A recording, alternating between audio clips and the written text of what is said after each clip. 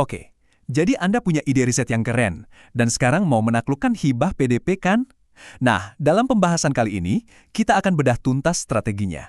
Kita akan ubah ide bagus Anda jadi sebuah proposal yang, ya, sulit untuk ditolak. Tapi sebelum kita melangkah lebih jauh, coba deh kita jujur sama diri sendiri. Ada satu pertanyaan penting. Apakah proposal kita ini benar-benar siap untuk menang? Soalnya, kita tahu kompetisinya itu super ketat dan standarnya tinggi banget. Karena begini, taruhannya itu tinggi sekali. Ini bukan cuma soal dapat dana penelitian. PDP itu adalah investasi.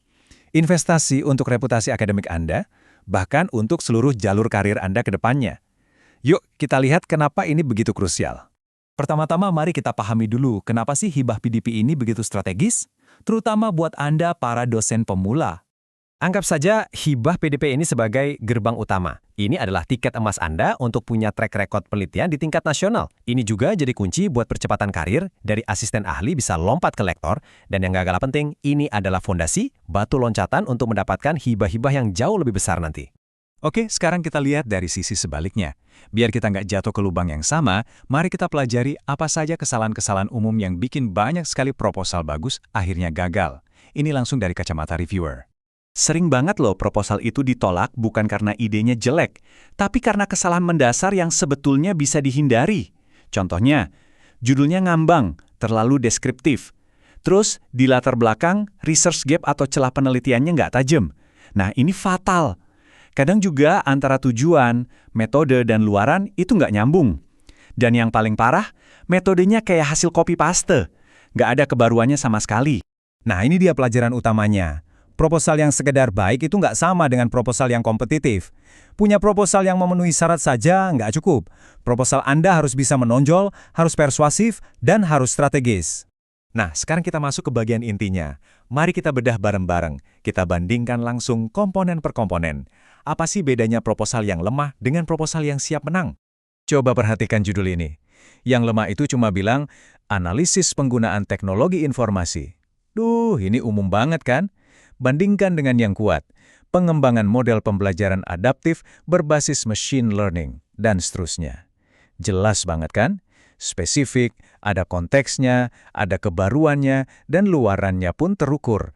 Ini baru judul juara. Begitu juga di bagian latar belakang. Proposal yang lemah itu isinya cuma narasi panjang, datanya minim, dan riset gap-nya nggak kelihatan. Nah, proposal yang kuat itu langsung to the point. Diawali dengan data, misalnya 47% literasi rendah. Masalahnya jelas. Lalu dia tunjukkan gap-nya. Riset yang ada sekarang itu statis. Baru deh dia tawarkan solusinya. Sebuah model adaptif. Alurnya tajam dan meyakinkan. Sekarang kita masuk ke jantung proposal Anda, metodologi. Disinilah para reviewer benar-benar menguji kelayakan proposal Anda. Mereka pengen lihat bukti, apakah rencana Anda ini logis dan, yang paling penting, bisa diselesaikan dalam waktu 1 tahun.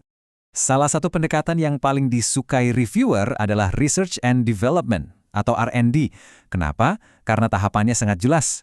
Mulai dari analisis kebutuhan, lanjut ke desain model, lalu implementasi, dan terakhir pengujian efektivitas misalnya pakai pretest dan post-test.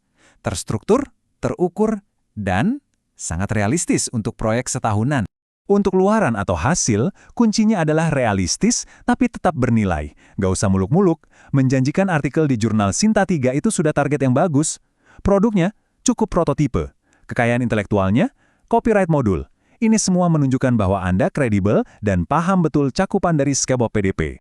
Nah, ini dia bagian yang sering terlewat. Proposal pemenang itu bukan cuma soal satu proyek ini saja loh, tapi tentang bagaimana Anda bisa menunjukkan kepada reviewer bahwa proyek ini hanyalah langkah awal dari sebuah visi riset yang jauh lebih besar. Peta jalan atau roadmap sesederhana ini bisa sangat powerful. Ini menunjukkan, tahun pertama, pakai dana PDP, saya kembangkan model awal. Tahun kedua, saya akan cari hibah lanjutan untuk menyempurnakan dan mengujinya lebih luas. Tahun ketiga, target saya publikasi internasional. Ini mengirim pesan kuat ke reviewer. Orang ini punya visi. Mendanai dia sekarang adalah investasi untuk masa depan. Oke, kita sudah sampai di bagian akhir. Sekarang, mari kita rangkum semuanya. Apa sih sebenarnya formula atau kunci rahasia dari sebuah proposal yang lolos seleksi? Coba bayangkan, ini adalah daftar pertanyaan di benak seorang reviewer saat membaca proposal Anda. Fokusnya tajam nggak? Klaimnya wajar atau berlebihan? Metodenya masuk akal? Luarannya bisa dicapai? Dan riset ini punya masa depan nggak? Nah, tugas Anda adalah membuat mereka sangat mudah untuk menjawab ya untuk setiap pertanyaan ini. Dan tolong ingat ini baik-baik, proposal PDP yang menang itu bukanlah proposal yang paling canggih atau paling rumit, tapi proposal yang paling fokus, paling realistis untuk dikerjakan, dan paling jelas nilainya. Kita sudah membedah semua strateginya, dari kesalahan umum sampai formula pemenang. Sekarang, bolanya ada di tangan Anda. Pertanyaannya bukan lagi bagaimana caranya, tapi bagaimana Anda akan menerapkan ini semua untuk memperkuat proposal Anda.